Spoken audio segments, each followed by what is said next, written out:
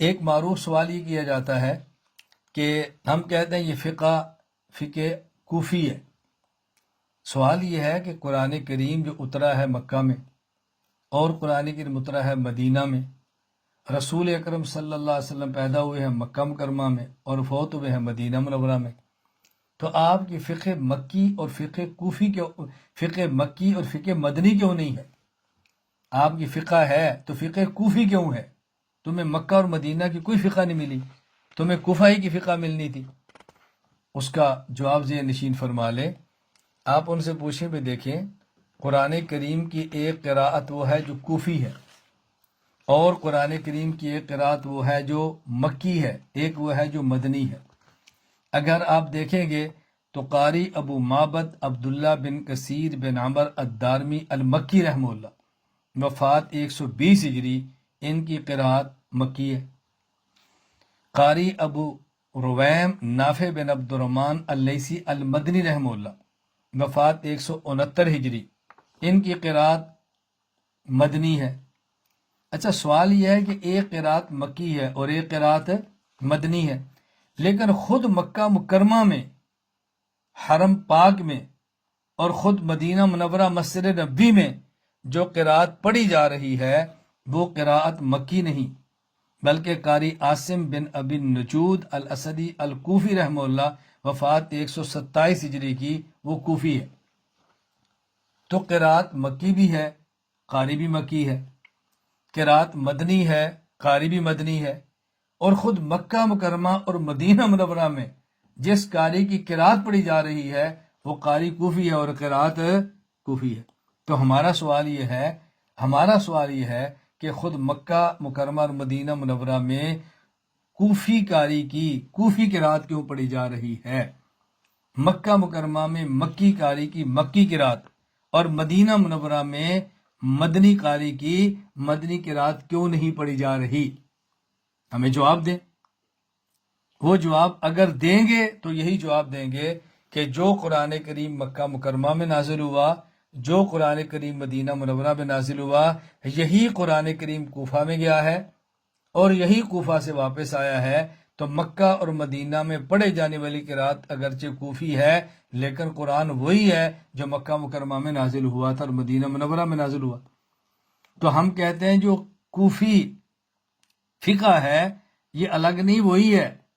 جب قرآن کریم مکہ سے مدینہ گیا ہے تو الفاظ گئے ہیں تو ساتھ الفاظ کا معنی بھی گیا ہے، اور جب قرآن مدینہ سے کوفہ گیا ہے تو الفاظ گئے ہیں تو ساتھ معنی بھی گیا ہے۔ ایک ہوتی ہے روایت اور ایک ہوتی ہے درایت۔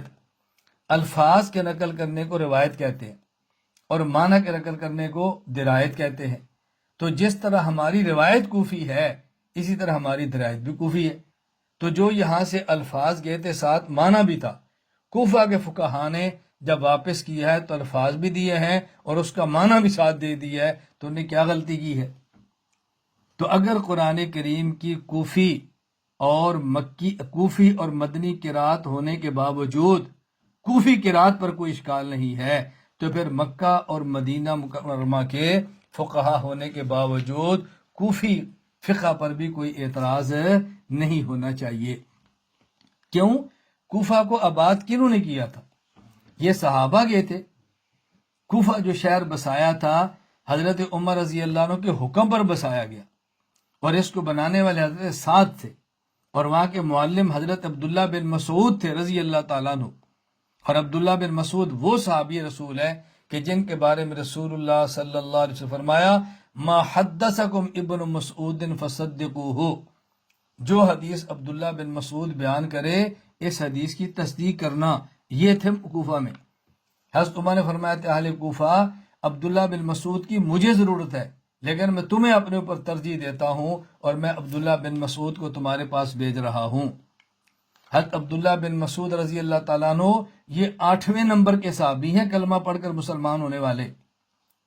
حضرت عبداللہ بن مسعود رضی اللہ تعالیٰ، میں مناقب کیا بیان کروں، میں بتانا چاہ رہا ہوں کہ فقہ حنفی کی بنیاد صحابہ کرام میں سے عبداللہ بن مسعود ہیں رضی اللہ تعالیٰ عنہ، اور یہ کوفہ میں تھے۔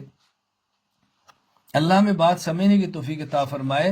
میں اس پر آپ کو لمبی بات نہیں کر رہا، آپ اٹھائیں حضرت امام بخاری رحمۃ اللہ علیہ کی صحیح بخاری کو آپ اٹھا لیں، آپ ساری احادیث کو چھوڑ لیں، صحیح بخاری کی آخری حدیث آپ کھول کے دیکھ لیں، آخری حدیث حضرت امام بخاری رحمۃ اللہ علیہ جو آخری حدیث پاک لائیں آپ دیکھیں، ببی قال حدثنا احمد بن اشکاب قال حدثنا محمد بن فضیل، امام بخاری حدیث لا رہے ہیں، ببی قال حدثنا احمد بن اشکاب قال حدثنا محمد بن فضیل، حضرت امام بخاری 5 راوی لائے ہیں جن میں سے 4 کوفہ کے ہیں اور آخری حضرت ابو ہریرہ مدینہ منورہ کے۔